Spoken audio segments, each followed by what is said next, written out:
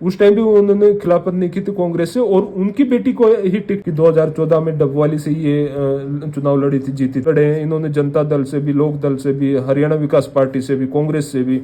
इनको ना चाहते हुए भी इनका फेवर करना पड़ेगा, क्योंकि एक ही विधानसभा थी जहां से जेजेपी आगे चल रही थी। नहीं तो हर एक विधानसभा में भी कैरियर में काफी उतार चढ़ाव देखे और काफी इलेक्शन लड़े और टिकट नहीं दी गई। उसके बाद लोग अब सोच रहे हैं कि कांग्रेस में जाए तो क्या वो सुरक्षित है, उनको टिकट मिलेगी। 1990 में वो एमपी रहे राज्यसभा में, से पूछ रहे हैं कि आपका प्रधानमंत्री कौन होगा। यहाँ से ये जीत गए थे 2004 में। इनका कहीं ना कहीं पलड़ा भारी दिखाई दे रहा है। यहाँ ऐसे जो बहादुरगढ़ का एरिया जहाँ पे फुटवेयर इंडस्ट्री थी,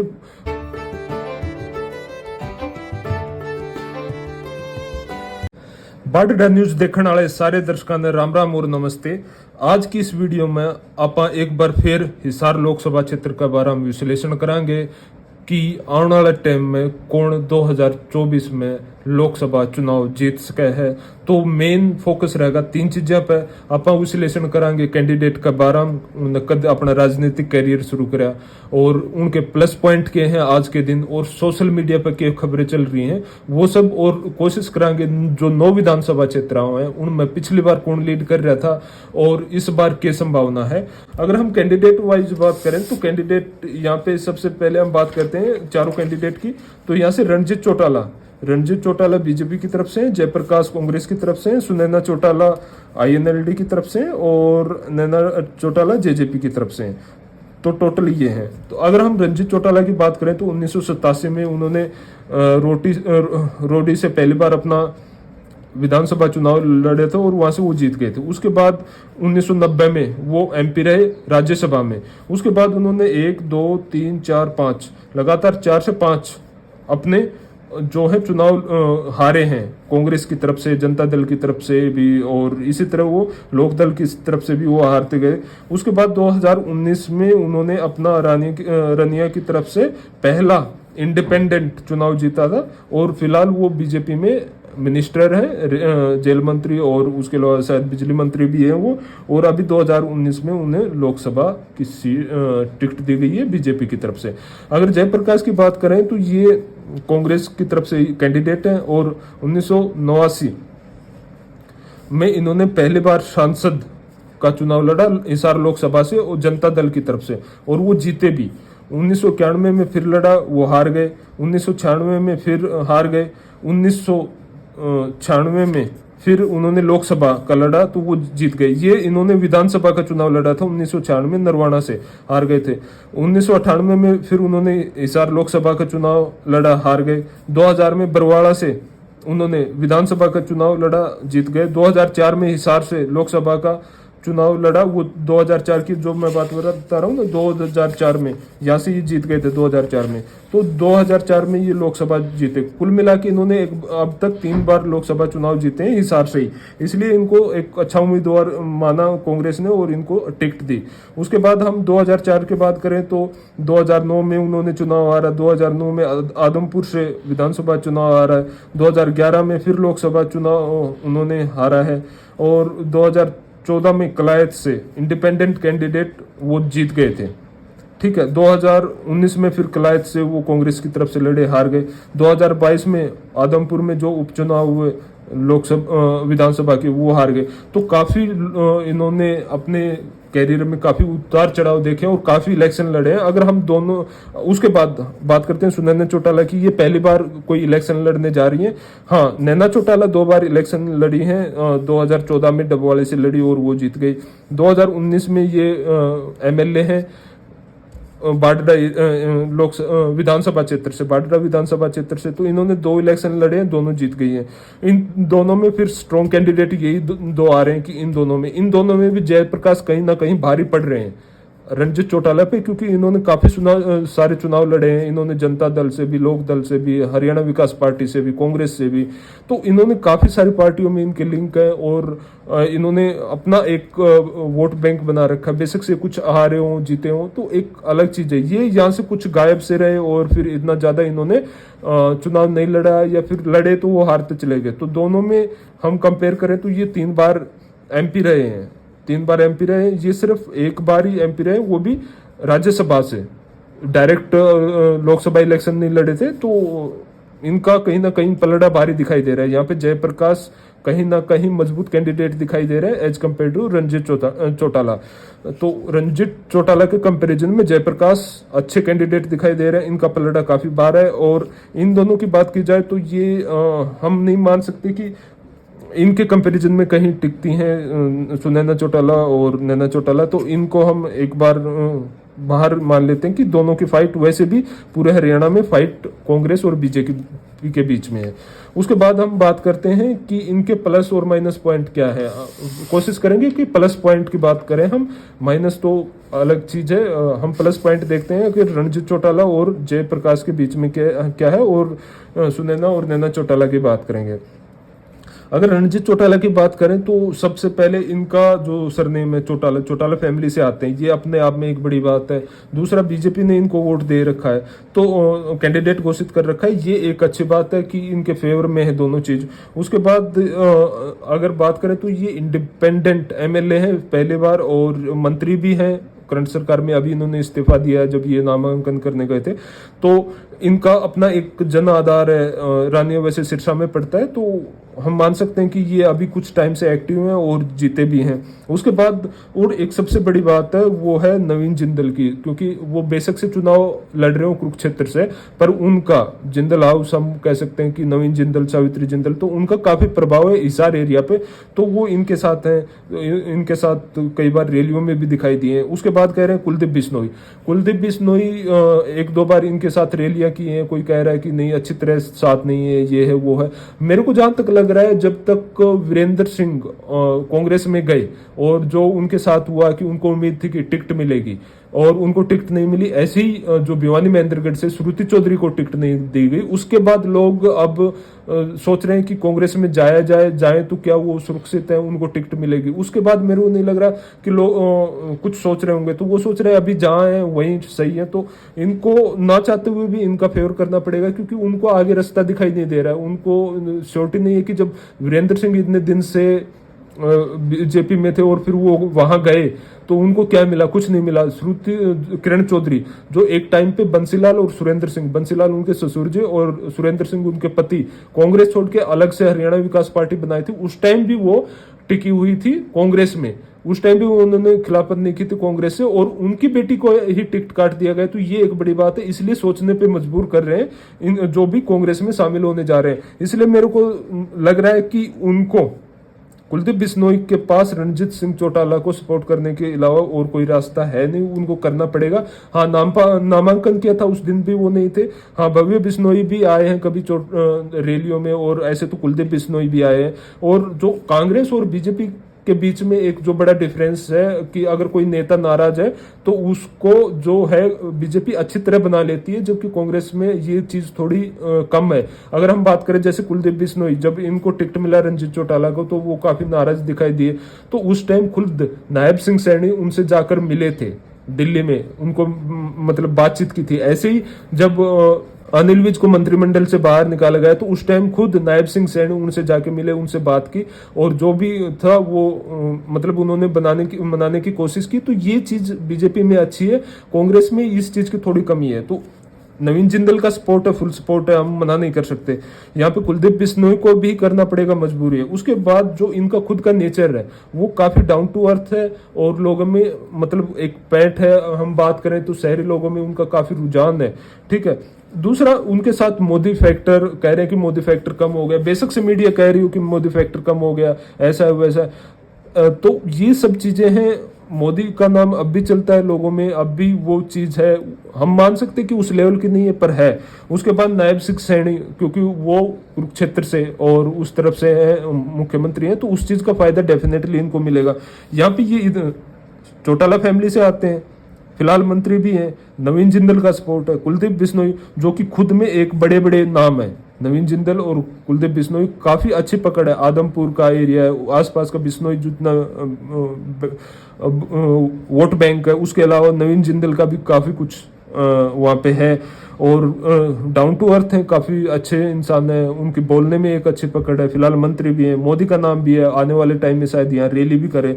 और नायब सिंह सैनी, ये सब चीज़ें फेवर में जा रही हैं रणजीत चौटाला के। अगर हम जयप्रकाश की बात करें तो कांग्रेस से आते हैं और इससे पहले वो काफ़ी पार्टियां बदल चुके हैं, तो हुड्डा का उनके साथ एक काफ़ी अच्छा लगाव है और हुड्डा की वजह से कह रहे हैं उनको टिकट मिली, तो हुड्डा का नाम है। उसके बाद वीरेंद्र सिंह जो अभी इनको छोड़ के गए हैं, उनको उम्मीद थी कि उनके लड़के बृजेंद्र सिंह को, जो फिलहाल सिटिंग एमपी हैं कांग्रेस से, उनको टिकट मिलेगी, पर उनको नहीं मिली। तो कुछ कह रहे हैं कि नहीं, अब वो उसको सपोर्ट नहीं करेंगे क्योंकि उनका खुद का एरिया उचाना है, तो उचाना, ये वाला उचाना कला ये यहीं से आता है, तो कह रहे हैं कि वहाँ पे वो सपोर्ट नहीं करेंगे। ऐसा कुछ नहीं है, आप आ गए हो, आपको सपोर्ट करना पड़ेगा। मैं ऐसा मान रहा हूँ, यहाँ पे भी मान रहा हूँ और यहाँ पे भी मान रहा हूँ कि कुलदीप बिश्नोई को सपोर्ट करना पड़ेगा, यहाँ पे वीरेंद्र सिंह को करना पड़ेगा। तो उनके पास प्लस 2 पॉइंट है, दोनों अच्छी चीज़ें हैं। इनका बेशक से वोट बैंक ना हो, पर इनका एक काफ़ी अच्छी पकड़ है इस एरिया पे। कुमारी सैलजा का गाँव भी इसी एरिया में आता है, तो उनके पास भी ये है, तो इनके पास ये 3 पॉइंट हो गए। फिर फार्मर प्रोटेस्ट का देखो, पॉजिटिव भी है, नेगेटिव। जो पॉजिटिव, कांग्रेस फायदा मिल सकता है और फार्मर प्रोटेस्ट का फायदा बीजेपी को भी मिलेगा। वो भी जैसे सोनीपत के एरिया में जितनी फैक्ट्री थी, जितना एरिया था, वो सारा बंद कर दिया गया था। इसकी वजह से काफी लोग, चाहे वो जाट फैमिली हो, चाहे वो बनिया है, चाहे कोई भी है, वो उनके खिलाफ है, कांग्रेस के खिलाफ है, कि उनको पता था कि कांग्रेस इसको सपोर्ट कर रही है, ऐसा मान रहे हैं। ऐसे जो बहादुरगढ़ का एरिया है, जहाँ पे फुटवेयर इंडस्ट्री थी, पूरी लगभग बंद सी हो गई थी, इसलिए लोग बाग वहां से डेफिनेटली उसका इफेक्ट पड़ेगा और कांग्रेस को वो नेगेटिव जाएगा और पॉजिटिव जाएगा बीजेपी को। इस एरिया में फार्मर प्रोटेस्ट का पॉजिटिव जो इफेक्ट जाएगा वो जाएगा जयप्रकाश को, कांग्रेस को, क्योंकि काफी लोग यहाँ से गए थे और सिरसा के आसपास लगता एरिया है, सिरसा हिसार के आसपास के एरिया में वो लोग काफी मान रहे हैं। उधर अंबाला करनाल के एरिया में और भी ये सब चीजें देखने को मिलेंगी, तो फार्मर प्रोटेस्ट वाला है। और अच्छी बात क्या है कि रूरल एरिया में, जो गांव का एरिया है, वहां पे जयप्रकाश की अच्छी पकड़ है, वो लोग उसका काफी सपोर्ट कर रहे हैं। ये जो रणजीत सिंह चौटाला है, ये डेफिनेटली जा रहे हैं कि जो शहरी एरिया है, बीजेपी का वोट बैंक भी ज्यादातर शहरी एरिया में। उसके बाद कह रहे हैं कि जाट वोट है, इसको मैं थोड़ा मान रहा हूँ कि जाट वोट है वो 4 भागों में बढ़ रहा है। मैं ये नहीं कह रहा कि अगर 100% जाट वोट बैंक है तो वो रणजीत चौटाला को नहीं जाएगा, उसमें से कुछ पार्ट रणजीत चौटाला को जाएगा, कुछ चौटाला फैमिली को, मतलब नैना चौटाला और सुनैना चौटाला को भी जाएगा। तो हम इसको एक नेगेटिव पॉजिटिव पॉइंट कुछ मान रहे हैं कि हाँ कुछ जाएगा, तो इसलिए यहाँ पे हुड्डा, वीरेंद्र सिंह, हुड्डा का हम नहीं मान रहे कि मतलब ज्यादा वोट बैंक नहीं है। हाँ, वीरेंद्र सिंह का है, कुमारी सैलजा का भी है, वो और इनको सपोर्ट करना पड़ेगा। फार्मर प्रोटेस्ट है, रूरल एरिया में काफी है, और इनका जाट बैंक भी है, कुछ जाट वोट बैंक।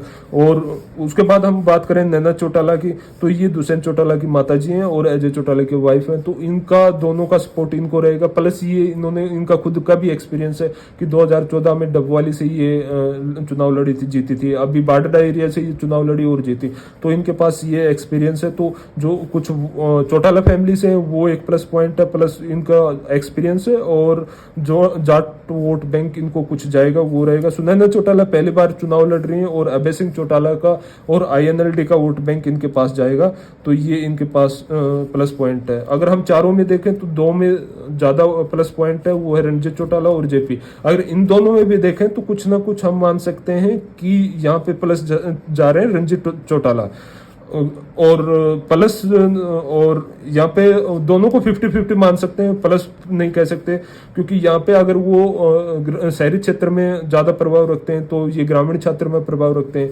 यहाँ नवीन जिंदल और कुलदीप बिश्नोई है, तो वीरेंद्र सिंह और कुमारी सैलजा है, तो इनका कुछ बिहेवियर वैसा है, तो ये खुल के बोलते हैं, ये सब चीजें हैं। तो यहाँ पे भी हम दोनों कैंडिडेट को बराबर रखते हैं।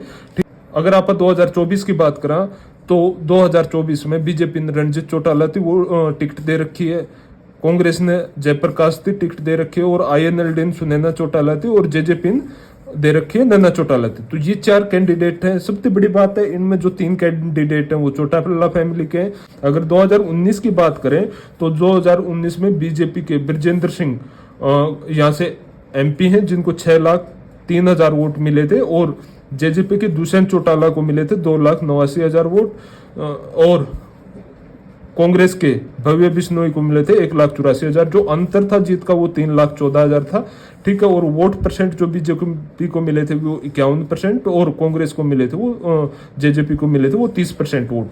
2019 का ये है। अभी हम बात करें तो ब्रजेंद्र सिंह अभी ये चले गए कांग्रेस में थोड़े दिन पहले, और उम्मीद थी कांग्रेस इनको एक बार फिर यहीं से टिकट देगी, ऐसा नहीं हुआ। दुष्यंत चौटाला की जगह अब की बार उनकी माताजी नैना चौटाला लड़ रही हैं चुनाव, जो फिलहाल बाडडा से विधायक हैं। और कांग्रेस भव्य बिश्नोई ये अब वहां से आदमपुर से बीजेपी की तरफ से एमएलए हैं। तो ये था सारा मामला 2019 का। 2014 की बात करें तो दुष्यंत चौटाला यहाँ से जीते थे और कुलदीप बिश्नोई दूसरे नंबर पे रहे थे। कुलदीप बिश्नोई अब बीजेपी में है, तो जीत का अंतर था 31,000। और 2009 में कुलदीप बिश्नोई जीते थे, अजय सिंह चौटाला हारे थे। और जयप्रकाश, ये जो जयप्रकाश जी हैं अभी जिन्होंने कांग्रेस ने जिनको बनाया, वो तीसरे नंबर पे थे। और 2004 में यहाँ से वो जीत के निकले थे कांग्रेस की तरफ से ही।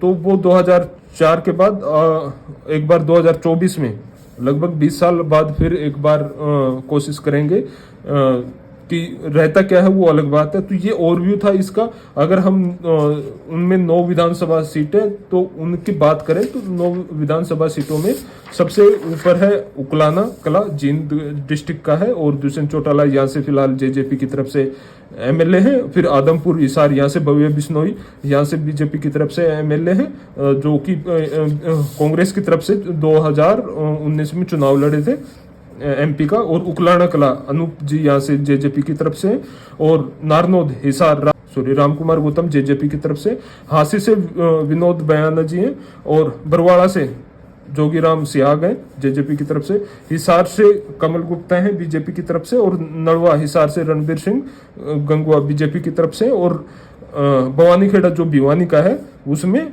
बिशंबर सिंह भवानी खेड़ा भिवानी से बिशंबर सिंह बीजेपी की तरफ से। अगर पिछली बार 2019 का देखा है हम कि 2019 में सिर्फ ये एक सीट थी जहां से जेजेपी आगे थी और यहाँ से 3,000 की लीड ली थी। अगर उसके अलावा बात करें तो हर एक सीट से बीजेपी ही आगे चल रही थी। इसलिए और 6 महीने बाद ही जो विधानसभा चुनाव थे उनमें जो कि उकलाना की सीट थी वो जेजेपी को गई, उचाना और उकलाना दोनों, उसके बाद नारनौद की और फिर बरवाड़ा की, ये 4 सीट गई। आप देख रहे हो यहाँ से कितनी बड़ी 9,000 की लीड है, यहाँ से तो 47,000 63,000 की काफी बड़ी बड़ी लीड हो जाती है।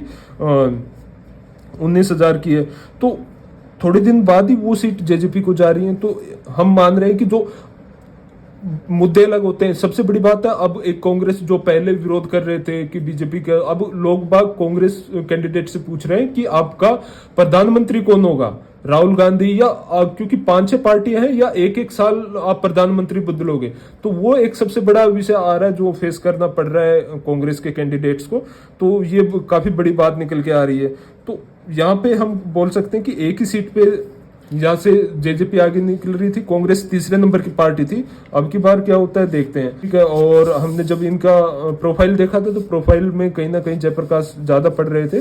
तो कुल मिला के हमारा कि प्रोफाइल क्या है, उनके प्लस माइनस क्या है और रुझान क्या आ रहे हैं, तो रुझान भी यही है, सर्वे भी यही निकल के आ रहे हैं कि जयप्रकाश का जो पकड़ है, जो एरिया है, जो उनकी रैलियां वगैरह चल रही हैं वो ज्यादा चल रही हैं भीड़ भाड़ में, और ग्रामीण क्षेत्रों में उनकी काफी अच्छी पकड़ है। और रंजीत चौटाला की जो है वो शहरी मतदाताओं पे काफी अच्छी पकड़ है। तो और जो कुछ निकल के आ रहा है कि सर्वे में कि इनका शहरी अच्छी पकड़ है, ये ग्रामीण क्षेत्र पे अच्छी पकड़ रखते हैं। और जेपी का जो एक सबसे नेगेटिव पॉइंट रहेगा वो कि वो अगर उनसे कोई पूछता है कि प्रधानमंत्री कौन होगा, क्योंकि ये प्रधानमंत्री के इलेक्शन है, पीएम के इलेक्शन है, तो कांग्रेस में पीएम कौन होगा, जो इंडी गठबंधन है वहां पे पीएम कौन होगा, डायरेक्ट वोट जाते हैं, ये पीएम के लिए जाते हैं। तो ये एक नेगेटिव पॉइंट है। लोग बाग अब पूछ भी रहे हैं, जैसे किसान विरोध कर रहे थे बीजेपी का, तो अब बीजेपी की तरफ से भी, या हम कह सकते हैं जनता की तरफ से एक काफी क्वेश्चन निकल के आ रहा है कि आपका पीएम कौन होगा, क्योंकि ये चुनाव पीएम का है ना कि चीफ मिनिस्टर का। तो ये एक नेगेटिव पॉइंट है इनके ऊपर, और यहाँ पे कुछ ना कुछ पॉजिटिव रहेगा। और जो रैलियां रहेंगे, मोदी कुछ करते हैं तो डेफिनेटली ये कुछ लीड करेंगे। फिलहाल के लिए हम ये मान सकते हैं कुछ ना कुछ जयप्रकाश आगे निकल रहे हैं प्रोफाइल में भी, और यहाँ पे रुझान में भी कुछ ना कुछ आगे निकल रहे हैं। अगर हम बात करें कि विधानसभा क्षेत्र वाइज, तो पिछली बार सिर्फ एक ही विधानसभा थी जहाँ से जेजेपी आगे चल रही थी, नहीं तो हर एक विधानसभा में बीजेपी आगे चल रही थी। बेशक से 6 महीने बाद वहाँ पे जेजेपी चुनी गई हो, और यहाँ पे भी 5 जो एमएलए हैं वो हैं बीजेपी के, तो डेफिनेटली इनका भी कुछ प्रभाव पड़ेगा। और 4 जेजेपी के हैं, तो यहाँ पे नैना चौटाला और यहाँ पे नैना चौटाला और रणजीत चौटाला आगे निकल रहे हैं। तो यहाँ पे एक पार्ट में, तीनों पार्ट में हम देखें तो तीनों पार्ट में सिर्फ रणजीत चौटाला आगे निकल रहे हैं, और कुछ पार्ट में जयप्रकाश ज्यादा भारी पड़ रहे हैं। तो कुल मिला के अब तक का सर्वे यही है कि कुछ ना कुछ परसेंट, 1-2% ज्यादा नहीं कह सकते, टक्कर बराबर की है दोनों में, पर कुछ ना कुछ पार्ट में अभी जयप्रकाश रणजीत चौटाला पे भारी पड़ रहे हैं। और आपका क्या मत है, आप बताइए कि आप क्या सोचते हैं कि कौन ज्यादा आगे चल रहा है, और आने वाले टाइम में अगर मोदी जी यहाँ पे कुछ रैलियां करते हैं तो उसका कितना प्रभाव पड़ेगा। और जो मेरा एक मेन क्वेश्चन है कि आप जो उन्होंने इलेक्शन से पहले, जो लोकसभा इलेक्शन से पहले अपने मुख्यमंत्री को बदला है, जो नायब सिंह सैनी बने, उनसे क्या प्रभाव पड़ेगा, क्या कुछ वोट पॉजिटिव होंगी या नेगेटिव होंगी, तो वो भी बताएं। और अगर आप कमेंट कर रहे हैं तो हमें बताएं कि आप किस लोकसभा क्षेत्र के, किस विधानसभा क्षेत्र से कमेंट कर रहे हैं, ताकि हमें थोड़ा और पता चले कि वहाँ पे क्या ग्राउंड की स्थिति है। और आप हिसार वाले अपना कृपया कमेंट जरूर करें और बताएं कि वहाँ पे ग्राउंड लेवल पे क्या चल रहा है। और यहाँ तक हमारी वीडियो देखने के लिए आपका धन्यवाद। Thank you.